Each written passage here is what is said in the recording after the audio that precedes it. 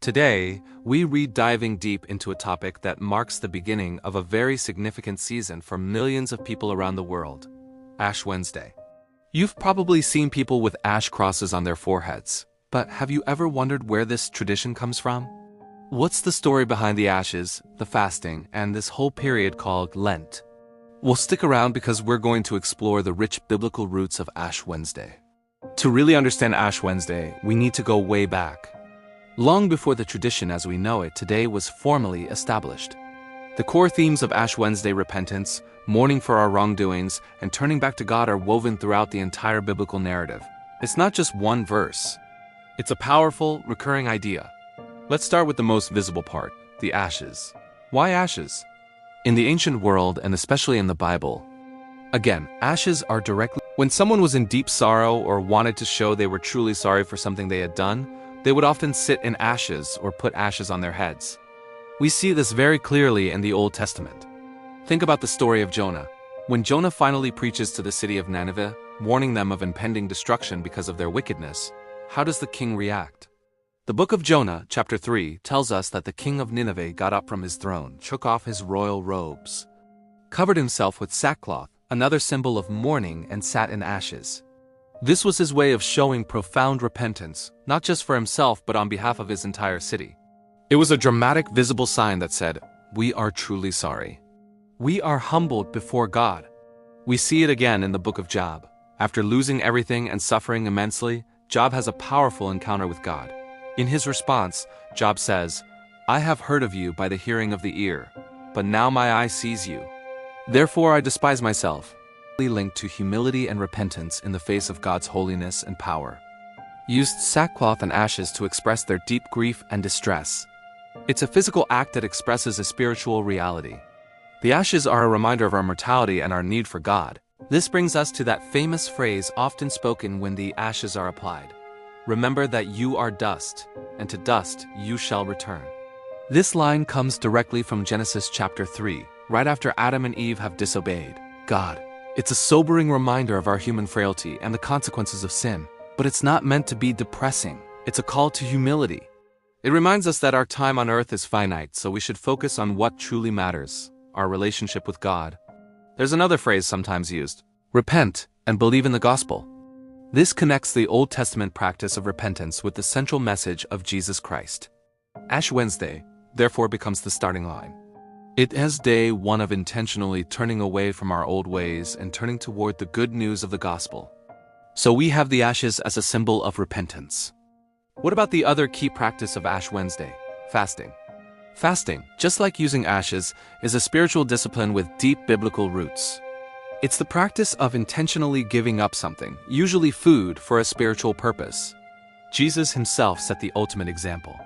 Before beginning his public ministry, the Gospels of Matthew, Mark, and Luke all record that Jesus went into the wilderness and fasted for 40 days and 40 nights. This is no coincidence. The 40 days of Lent are a direct reflection of Jesus' 40 days in the desert. Lent is a time for believers to imitate Christ, to prepare their hearts through prayer, penance, and yes, fasting. But it wasn't just Jesus. Moses fasted for 40 days on Mount Sinai before receiving the 10 Commandments. Elijah fasted for 40 days on his journey to Mount Horeb. Throughout the Bible, in the book of Joel, God calls his people back to him, saying, "Even now, return to me with all your heart, with fasting, with weeping, and with mourning."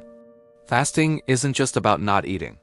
It's an outward sign of an inward desire to draw closer to God. It helps us detach from worldly comforts and focus more intently on our spiritual lives. When we feel the physical pangs of hunger, it's a reminder to feel a spiritual hunger for God. So, Ash Wednesday combines these two powerful biblical practices, the ashes of repentance and the discipline of fasting, to kick off the season of Lent. But what exactly is Lent? Lent is the 40-day period, not counting Sundays, that leads up to Easter. It's a season of preparation, reflection, and renewal. Think of it like a spiritual spring cleaning for the soul. The goal is to prepare our hearts to celebrate the most important event in Christianity, the resurrection of Jesus on Easter Sunday. The journey of Lent mirrors the journey of the Israelites who wandered in the desert for 40 years before entering the Promised Land. It mirrors the 40 days of the Great Flood in the time of Noah.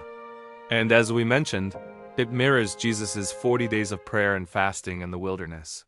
The number 40 in the Bible consistently signifies a period of testing, trial, and preparation. During Lent, Christians are encouraged to focus on 3 key pillars: prayer, fasting, and almsgiving or charity. This isn't just a random list. It comes straight from Jesus' teachings in the Sermon on the Mount, in Matthew chapter 6. In this chapter, Jesus gives specific instructions on how to pray, how to fast, and how to give to the needy. Lent is the perfect time to put these teachings into practice. So Ash Wednesday isn't just a standalone day. It's the gateway to this whole season of spiritual growth. It sets the tone. The ashes remind us of our need for a Savior, and the call to fast and pray directs our path for the next 40 days. It's a journey that starts with acknowledging our brokenness and culminates in celebrating the ultimate victory over sin and death at Easter. When we see the whole picture, Ash Wednesday makes so much sense. It's not just a ritual.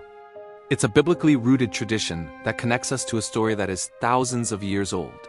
It's a powerful, tangible way to begin a season of turning our hearts back to God, to prepare for the joy of the resurrection. From the ashes of Nineveh and Job to Jesus' 40 days in the desert, the themes of Ash Wednesday echo through the pages of Scripture. It's a day to remember where we come from dust and to refocus on where we're going, toward the new life promised through Christ. So next time you see someone with ashes on their forehead, or you participate in the tradition yourself, remember the deep and beautiful biblical story you are taking part in. It's a story of humility, repentance, and a hopeful journey toward the light of Easter. Thanks so much for watching today. I hope this gives you a deeper appreciation for the meaning behind this important day. If you found this helpful, be sure to hit that like button and subscribe for more content exploring the roots of our faith. I'd love to hear your thoughts in the comments below. Do you observe Lent? What does Ash Wednesday mean to you?